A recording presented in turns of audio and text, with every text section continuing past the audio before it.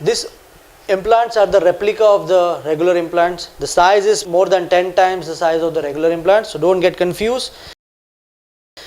Let's start with the delayed loading conventional two-piece implant. The two-piece implant is that implant which has a implant body which is placed in the patient's bone. Then after a period of 2 months to 6 months, the gums are cut open, and after that the abutment, this is called abutment part of the implant, this is connected onto the implant body like this, and now this can come out inside. This is connected to implant body by means of certain screws and the screwdrivers. So screwdrivers is used to connect the implant abutment to the implant body. Once this goes inside, it becomes one single piece. But if you know, see, this abutment is connected to implant by means of certain screw. So if there is any overloading on implant, this screw can get loosened something like this. This can loosen off like this. And if this loosen off, because of the sheaving force, this small inner screw can get simply fractured. Second thing is, there is always some micro gaps can be there in between this part of the implant, that is abutment, and the implant body. So these micro gaps can be, if you see this is far more enough for a bacteria to colonize. So chances of peri-implantitis is high with such kind of design.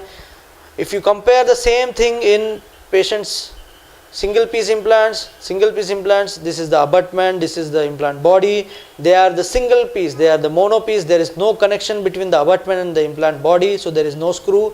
So there is no question of screw loosening, there is no question of screw fracture, and of course no question of bacteria getting colonized on this.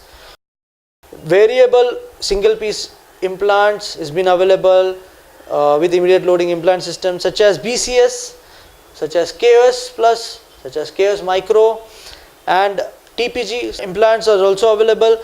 Now the best advantage is that the BCS implants is highly polished all around. The KOS implant is polished on the abutment side, but on the implant side they are surface treated, whereas here all the implants are surface treated, so the chances of bacteria getting harbor on this surface treated, that is rough surface implant, is far more, but on the BCS it will be far minimum. You can see the BCS implant here. This is the BCS implant. Okay, so this is the basic advantage of the single piece implants over the two piece implants. Two piece implants can be used when there is a severe changes in angle is required. In two piece implants they use something called angle abutment, and they can change angle something like this, they can change angle something like this with the angle abutment, something like this they can put. But when single piece is to be used, it is difficult to change angle, but with BCS it is still possible to change the angle because of the design of the BCS. It is possible to bend the implants. So that is the reason even the problem of angulations can be overcome with the single piece implants. And these implants are engaged into the cortical bone, whereas this implants stays into the cancellous bone. That is another advantage.